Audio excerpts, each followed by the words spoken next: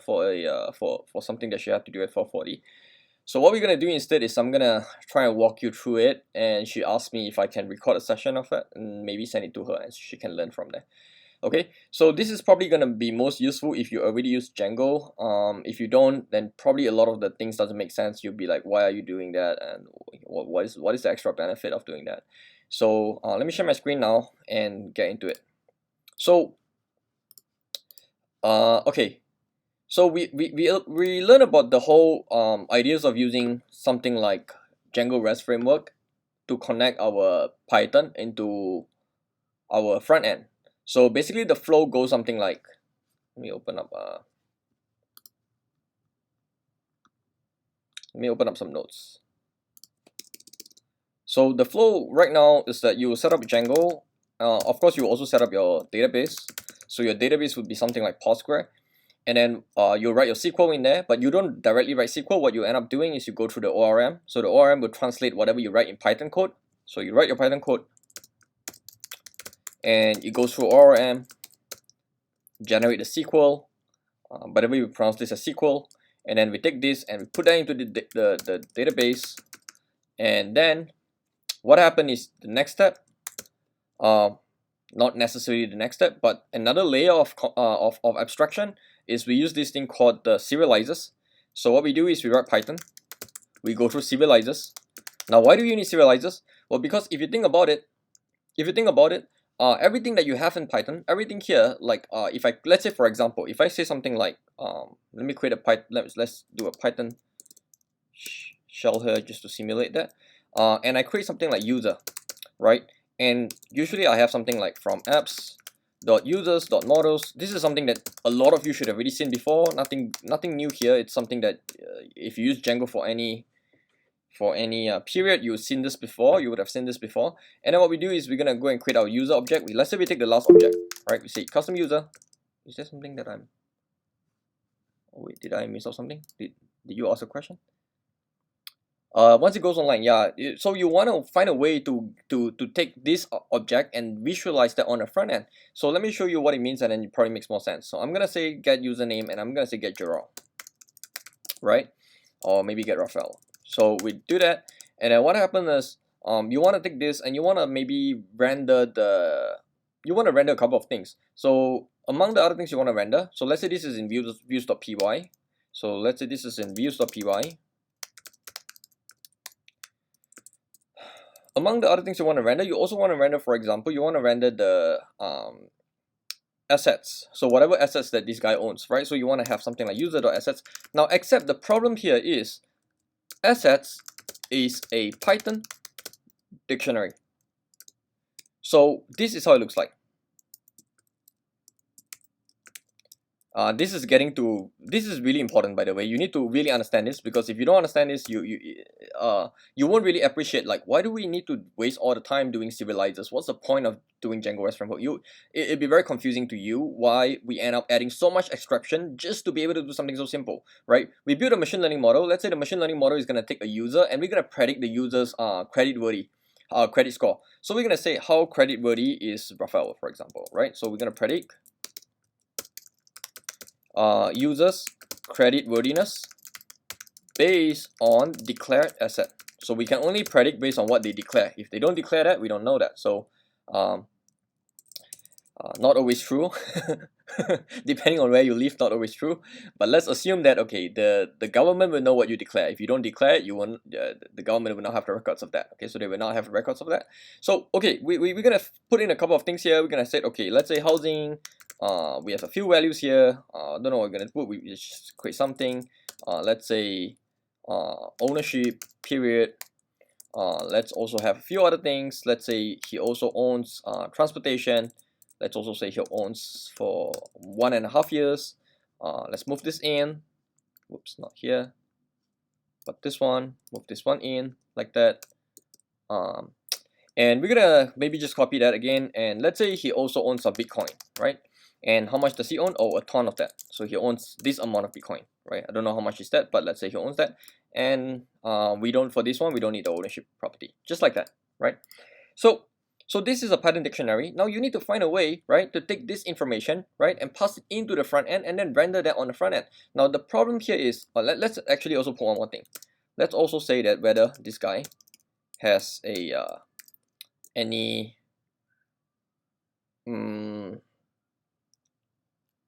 has he owned any business association, and here we're gonna put a false.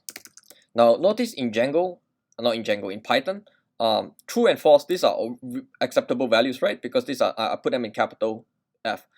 If you're gonna take this and you're gonna say, okay, now what I'm gonna do is that on the front end, on the view side, I'm just gonna take this and I'm gonna render a template. So this is my user prediction template, and then I'm gonna pass in this dictionary. So again, this is a pattern that you use a lot in views.py typically, because you're trying to create a view, you're trying to say render this template with this dictionary, right? So this is not nothing in here is actually really new. If you think about it, this is something that you probably have seen before if you did any kind of work in Django before. Except the problem here is, actually let me stop here. Does this make sense so far? Like, are we clear what this is doing? If you're not clear, maybe you should ask first before I keep going on that. Because I found out there's a really cool thing that I think a lot of people, if we already got used to using Django Rest Framework to pass data between Django and React, we probably use that method. But I want to show you one other way to do it. Very neat way, very nifty way. But to fully appreciate the details, you need to kind of understand where I'm going with this. So does this one make sense here so far? Is there any questions so far?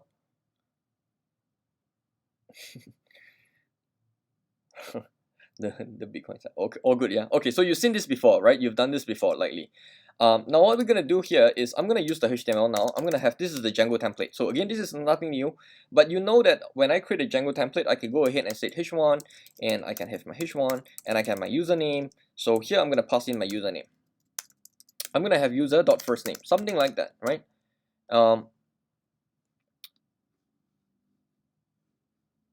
Okay, user.assets is gonna be a dictionary, but you also have, if I print user.firstname, can type here, you would expect to have Raphael. So because this is the user dictionary that I'm passing in, if I print user assets, I'm gonna get all of these results. If I pass user first name, I'm gonna get the first name result. But what I'm doing here is I'm actually taking this value right here, and I'm saying that take the whole dictionary. The whole user is a dictionary, so this whole user is a dictionary. It's a Python dictionary to be exact. And we're taking that, we're passing that into the Django template. So this is the Django template.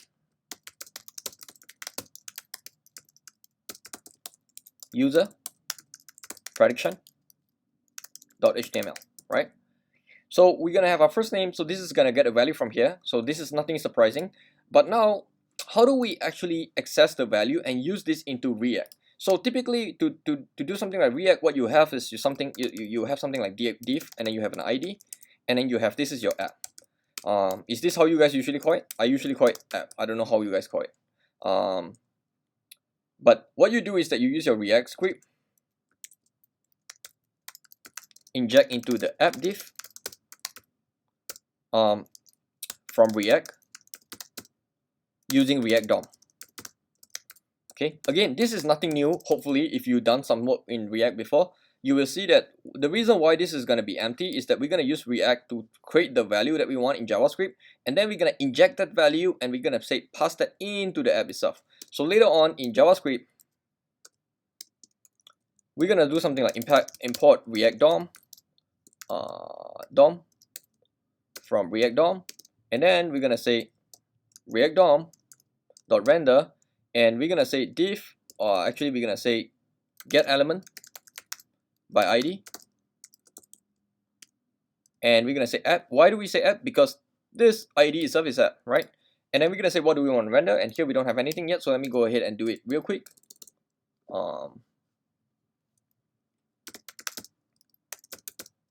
It doesn't have to be called app, it can be called anything, but let me just call it app, and I said return h2, voila, success, right?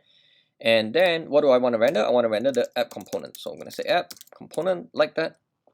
Alright, so this is a very complete example because it gives you everything from the front end to the back end. So I'm going to pause here a bit and see if you have any questions, but generally this is the kind of flow that I'm having. I'm saying take this one, pass it into the all of the variables, all of the context in here. I would just use double curly brackets to access them. So once I have that, I can have as many as I want. So I can also have a P, I can also have the full name like that, and here I'm gonna have full name. Of course, this one we're gonna change that. I can also do that as long as you put them in double curly brackets, and then later on, whatever that happens after the page here, that is gonna be injected through your front end, and your front end could be Angular, it could be React, it could be any kind of JavaScript code. Doesn't even have to be a fancy templating language. Could be any basic JavaScript, but as long as you can use the React DOM, you can render and you can say get element by ID. And the reason why you say get element by ID is because this is actually ID, right? If you name this as app2, then you want to change this to be app2. Oops, app2, because you say get element by ID, right? Well, we don't want to worry about that right now. Just gonna change that back to app, and then we're gonna inject this in here. So what you expect is that when it renders, so when this renders, it would show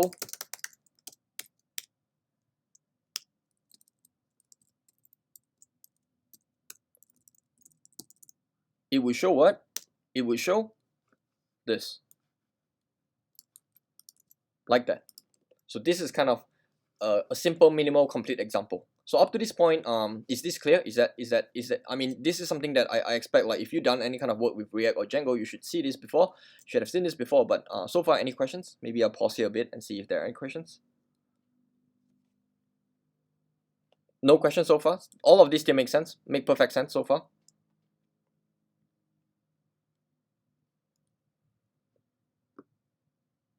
What about? Okay, alright, cool. Alright, so then what happened next is, okay, this is where things get a bit more fancy.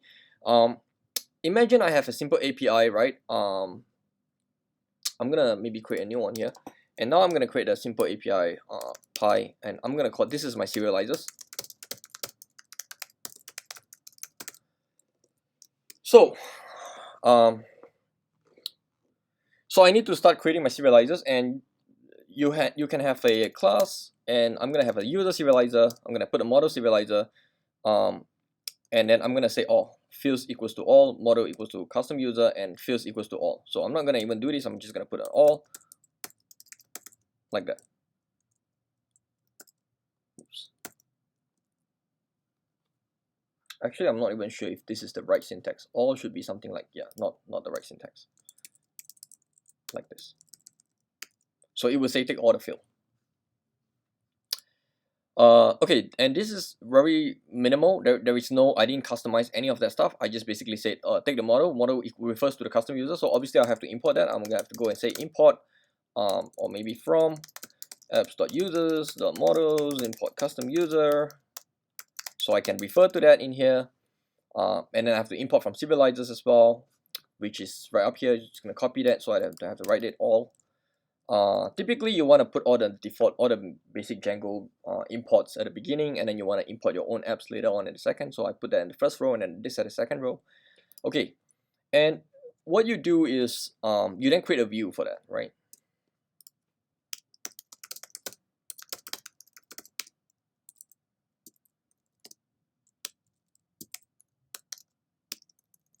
So in the view itself, what you have is you have something like take this serializer and return an API for that. So typically you would have here, you have your model view set goes here.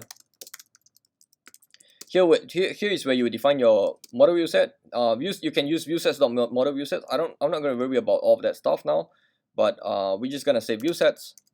Actually we're gonna say define. We can say get user by ID is fine. We can call it by that. We can say user get this one by user, and then we return response.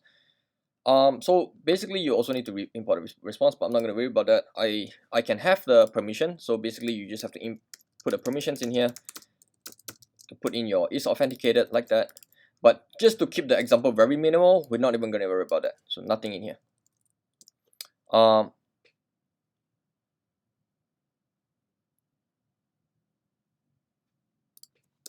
So now what we're gonna do is we're gonna imagine that if we were to open up our views in Django here, we will then, what we do is we're gonna go in here and we're gonna say something like, when we load up the app, so we're gonna say import use effect from, oh, we need to actually say something like import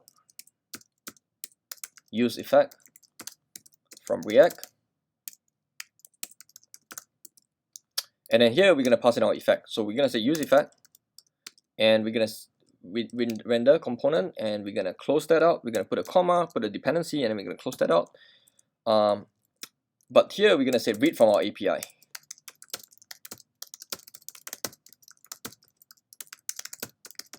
So you can have something like fetch, and I don't know what you want to fetch, but let's say this is the, let's make it similar to what we have down here, which is get users by ID. So we're gonna say get users by ID, put 1.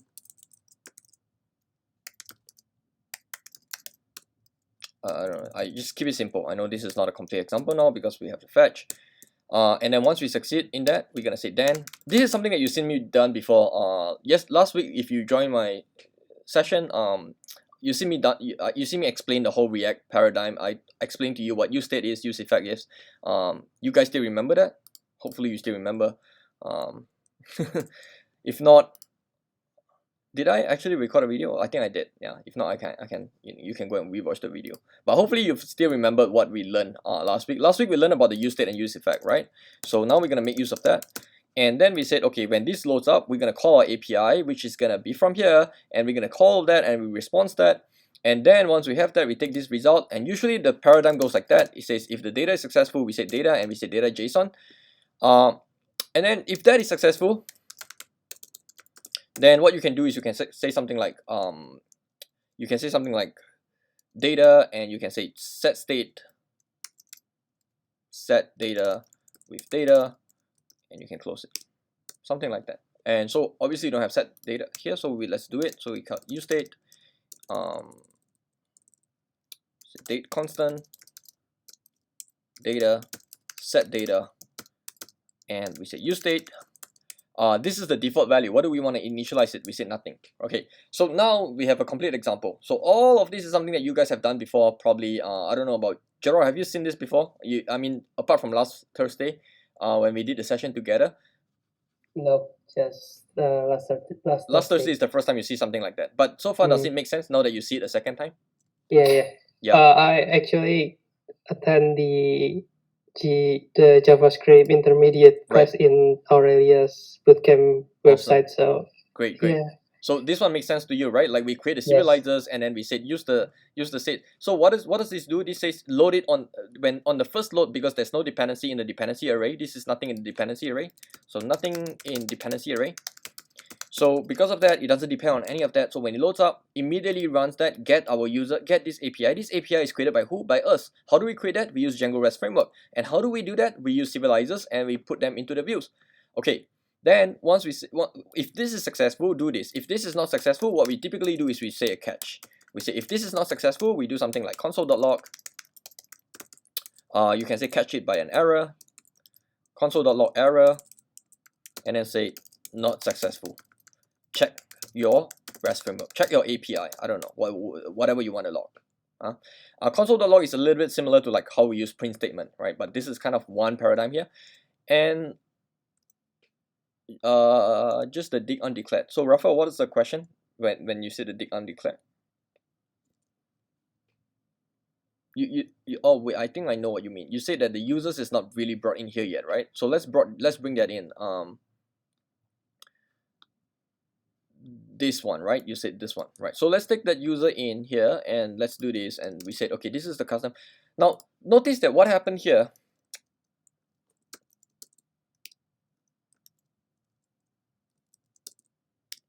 I didn't copy the right thing, did I? I should be copying this one instead, right? Yep.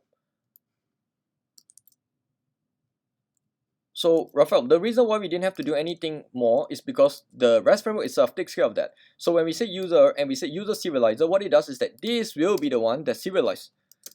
Serialized meaning what? Meaning it takes this, it converts that from Python into valid JavaScript, And among the many things that you do, it does. You would think that, Sam, this is not that difficult. Why don't you just convert it by hand? And you can, but except if you look at it, right, in JavaScript, if you do something like false, this one, the capital F, if I do an inspect element right now, hopefully you still see my screen.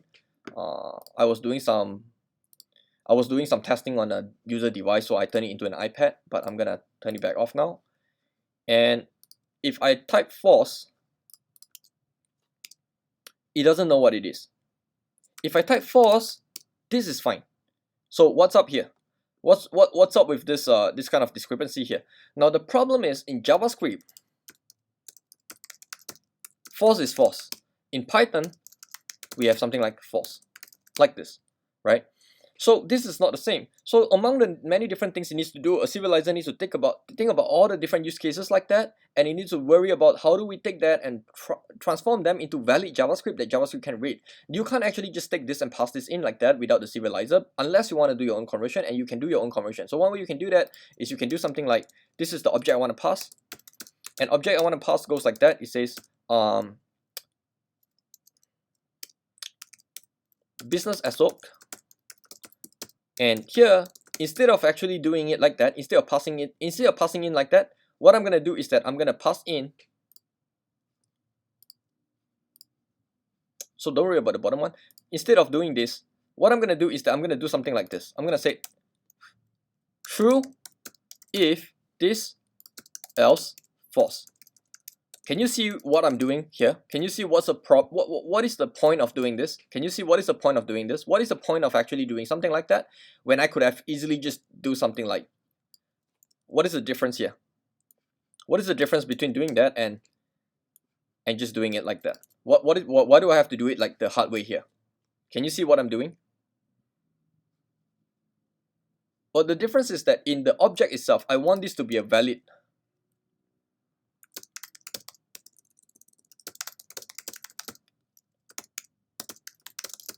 Return to the browser, to the client. So it needs to be valid JavaScript. And unfortunately, among many things, if we pass in a false, this is not valid JavaScript. Because here it throws an error. It says, what is false? False is not defined. I don't know what that is. So we do a few conversions like that. There are a lot of other things that we need to do, but I'm just going to keep it simple and show you one example. Does this make sense so far?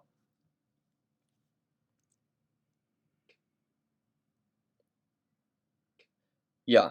Does it make sense so far up to this point? Do you get what I'm doing?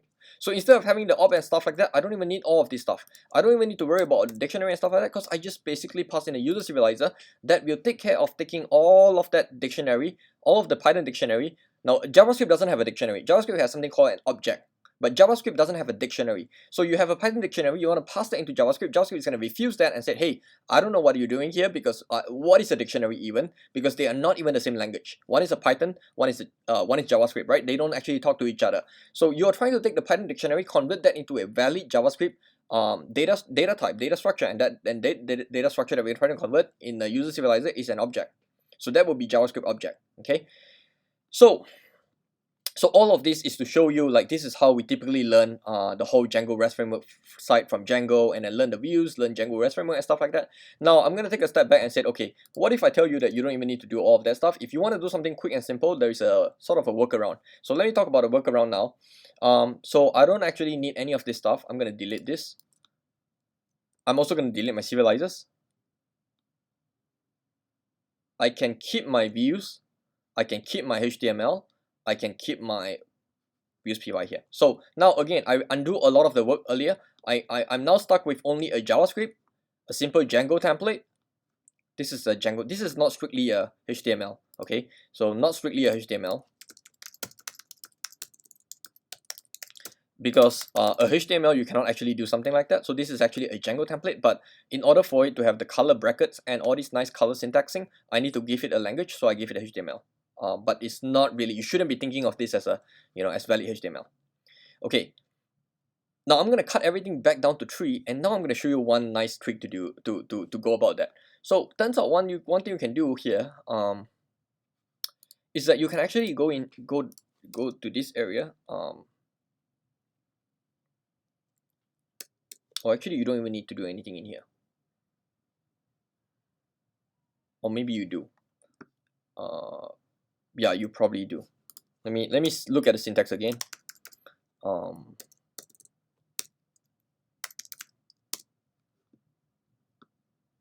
Yeah, like that. So what I'm going to do is that I'm going to just add a simple extra script here, and this is just JavaScript here. And what I'm going to do is I'm going to define a context, and within the context itself, what I'm going to do is I'm going to take all of this context, and I'm going to drill whatever is drilled in here into this area. So for example, I can drill my user dot first name. So remember, my user first name appeared in here, but I'm also going to make it appear in the context. And then I'm going to also put last name. And then I can also put assets.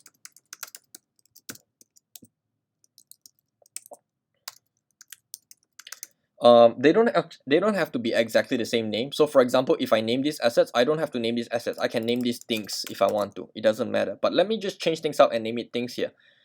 Because what happened is when you create a context, it got mounted onto the windows, this windows itself. So if you mount this onto the windows, what you can do is that from here itself, you can take away all this use effect. You can take away all of that. In fact, you don't even need to import this anymore. So again, this becomes a bare minimum app. And then what we're going to do is we're going to say hello. And now this is the cool part. We're going to use our context object, and then we're going to pass in first name. So when the user is going to render, it's going to say hello. And who is the first name? Now the first name is Rafael. So it's going to say hello, Rafael, right? And this one here works without the use and use effect because it's trying to call the context. And where is context? Context is mounted onto the Windows object. And you have all these items in here. So I can then now show, let's see, just take that in, put a bracket. Then we put our h2 in here, and we can have our things in here. So we can say ul underscore ul, that's an unordered list. And then we can go ahead and say something like context dot things. Now remember, what is context dot things? Now things is only just mapping to the user dot assets. So whatever that you pass in from user dot assets, which is here, that's going to be available, right? And we're gonna map the things. We're gonna say it for each one of them. We're gonna say lead thing, and we're gonna say close the bracket. And here we can give it a class name. This is a list style, like that. Whatever you want the style to be. But here, what you take all the items. So there are how many items? 1, 2, 3, 4. So this will basically create a list of 4 assets because there are altogether 4 items. So this is the one thing that I've learned, and I've started to use it a bit here and there. So it's kind of neat because it gives me an alternative. Sometimes I don't need a full-fledged REST framework. I don't need to create a whole full-fledged REST API just to be able to take some data and then pass it into my React app. I just want a very quick and simple style. So compare this code now that you see here to the code that you see earlier. This is a lot more simpler, a lot lesser code. And the benefit also is that I don't need to define my serializers and stuff like that. All I do is that I just take my Django and I paste it in here, and then I just declare that. And so I show you some of the real life. So this is good notes here, but I'm going to show you like how do I use it in real life. So for example, I have my app home. I have the context in here. I'm going to show you my app home. So for example, I have the surveys of team, and then I have safe is to tell him to tell it that okay, this is gonna be JSON objects, but it's safe, meaning don't have to worry about deserializing it and stuff like that. So I'm gonna take that. You see, I can just call it from here, and again I have another one. So let me search for context.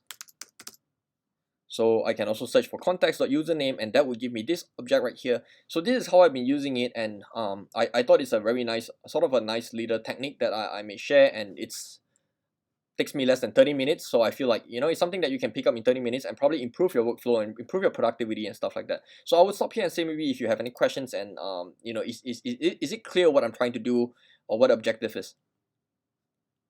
It's a lot nicer if you don't want to learn Django Rest Framework, right? Yeah. Oh yeah, sorry, Sam. Does that mean that I could pass the context into any components, React components? It would be on this page alone, because this page is where I mounted. So for example, this is the app itself, and when I look at my app, this is my ID theme home, and what I do is that I mount my ID theme home by looking at this theme home itself. I mount it in here. So whatever happened on this page itself, if I have multiple React app, let's say I have another React app. Let's say I have another React app. Yeah, I'm not gonna have another one, but let's say we have another React app, then yeah, both of these React app would have access to everything that you see in this context. You don't have to name it context, but by convention I name it context. So let's say I have another app, and then I create another React app to power on this, and then both the first React app and the second React app would have access to all my contacts, and all I need to do is to just query it like that. Does that make sense? So yeah, I mean technically unlimited, I guess, as many as you want, but as long as you can, as long as the it's on the same sort on the same HTML. All right, thank you, Sam. It's very useful. Yeah, so in a way it saves you a lot of time if you don't want to, like, sometimes we just don't need the whole thing. We don't need the whole shebang of like opening up like Django Rest Framework and then creating the serializers, creating that. You see me do it the hard way the first time, and I show you how to do it the second time, and so there are pro and con. Now if you say, well, if you can do it like that, why do you need to use serializers and stuff? Well, there's a lot of other reasons why we use the serializers. For example, serializers give us access to a lot of things that we, let me open up a views.py. For example, in the serializers, I get to do things like I get to detect things, geo IP. I need because what I do is that every time somebody takes an assessment on my platform, I actually collect things like the completion CD, the completion country. I even detect the browser. I detect the completion IP address and stuff like that. So every time you complete an assessment, I collect all this information. So when I create a serializers, I get to do all of that stuff. I get to set up my own controls, and I get to also set up my permissions and stuff. Let me show you that. So I get to define my own permission classes. I said if this guy is a creator, he gets to use that. If not, he gets to only read the API and stuff like that. So there are still a lot of benefits that doesn't, like, this is not a substitute in a way to what a serializer provide you and what a Django Rest Framework provide you. You also get to set throttling. So you don't want people to ping your API like 100 times in a minute or 1000 times in a minute. That would cost you a lot of money, and you'll be very vulnerable to that kind of attack. So when you use a Django Rest Framework, you get access to a lot of like tools and stuff like that helps you prevent that, sets throttling, sets rate limiting and stuff. You also get to basically define how you want a query set to return. You get to do things like, I mean, all of this stuff you can also replicate that, but very quickly it gets a bit messy, where in Django Rest Framework it creates documentation for you and stuff like that. So I still think there's a lot of value to using Django Rest Framework. It's just that sometimes there are just situations where I just don't need the whole thing. There is no realistic scenario where I want the whole thing, so I just want something really quick and simple. And so this one is a lot simpler, very easy to execute. And almost anyone can learn this in 30 minutes, right? Because all you need to do is that my React app become a lot simpler. Like, this is all my app is doing. It's calling context. Where did context come from? I define that in the HTML. But to define that in the HTML, where do I need to define that first? I need to define that in the view. So I get the view to pass that information from here. The views pass that into HTML, and then expose this to my React app. So there are multiple ways you can think about this, and it's not really a full-on substitute between one and another. I'm not trying to say, oh, so forget about learning Django Rest Framework or forget about learning proper API documentation. Not trying to dissuade you from that. What I'm trying to show you is just an alternative that could be situationally useful. In my case, it was definitely useful because all of this stuff was only read-only. It was a dashboard. My dashboard basically looks very simple. My dashboard looks like that. There is nothing fancy in there, and there is no let me log out to my account so we can see. My dashboard is all read-only. There is no, I don't need to create an API with the read-write access, because all of these are simple read-only stuff. These are all simple read-only stuff. So for me, it's really it takes a lot of my time if I need to set up the whole REST framework. So I just sort of like cheat my way around it. So I wanted to maybe share with you about that, and maybe if I find time, I'll probably write a simple blog article about that and put it on our website, and you can refer to it. But so far, maybe while we are all here, if you have questions, I can maybe answer those first. But I wanted to just make sure that the caveat is that you don't think of it like because of this I don't have to learn Django Rest Framework. It's definitely not like that. it's just a good, it's just a nice tool. Yeah. So, any questions so far? Gerald, you have any questions? I mean, Owen has asked No, questions. no, for me. No questions? Actually, I haven't learned about Django Rest Framework, so a little bit confusing about the context and Okay. like about things like that. Mm. Maybe after I study the Rest Framework, I can watch your video again and Okay. maybe I know better. Okay. Okay, all right, then let's do a quick update. I don't want to like take too much time. We have about 20 minutes. Let's do a quick update. So Gerald, you have a few movements with Toyota Astra Motors. Yeah, we had a meeting last Monday and we like discuss about the architecture of what we'll be doing, the deployment of our project, of our last project. But their architecture, the output is on Power BI, and Aurelia and I didn't think it is the most suitable choice architecture. So we tried to search for another architecture, and we found two options. The first one, we do the modeling on the Azure ML and put it back to the Shiny, like the last one we did. And the second one, we just called the data from the Azure Blob Storage to the Shiny. But I think Maggie just give them the new proposal, and I still haven't got any info about it. Okay, so when you have updates, you can always let us know on Slack. No worries, but we just have to as long as we really get back to them, we just have to wait for